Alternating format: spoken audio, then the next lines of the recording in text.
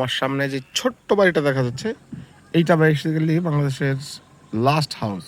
এরপর আর কোনো বাড়ি নাই, এটাই বাংলাদেশের শেষ সীমানা। এরপর হচ্ছে এই পাশে যেটা দেখা যাচ্ছে চমৎকার চমৎকার সব পাহাড়গুলো, এই পাহাড়গুলো অ্যাকচুয়ালি ইন্ডিয়া। তো হ্যালো এভরিওয়ান, আমি এই মুহূর্তে যে জায়গাটায় আছি সেটা হচ্ছে সৌন্দর্যমণ্ডিত বিউটিফুল সিলেট। আর সিলেটের সবচেয়ে চমৎকার যে রিসোর্ট, সেই রিসোর্টটা হচ্ছে এইটা, দ্য হিল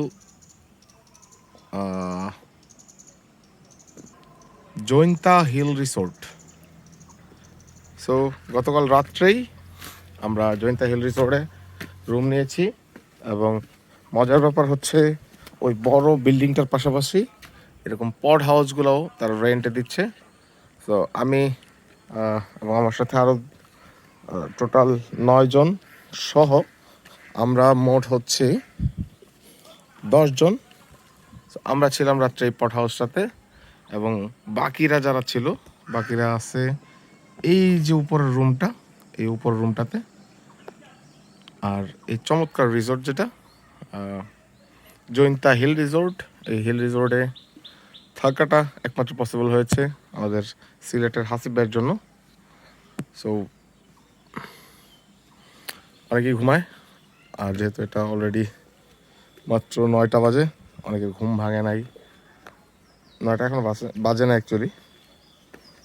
তো আমরা ছিলাম 2 ভাগে, কিছু ছিল ওই উপরে আর আমরা ছিলাম ওই নিচের পড হাউসটাতে।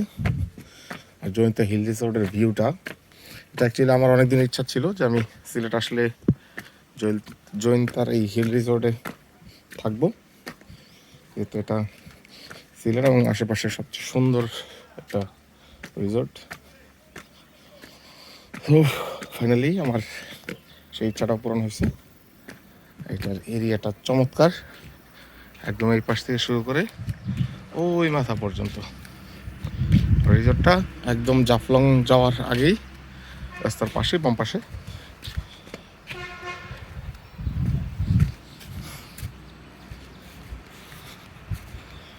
এই হচ্ছে জয়ন্তা হিল রিসোর্ট। আমরা কার বাইক দুইভাবে আসছি।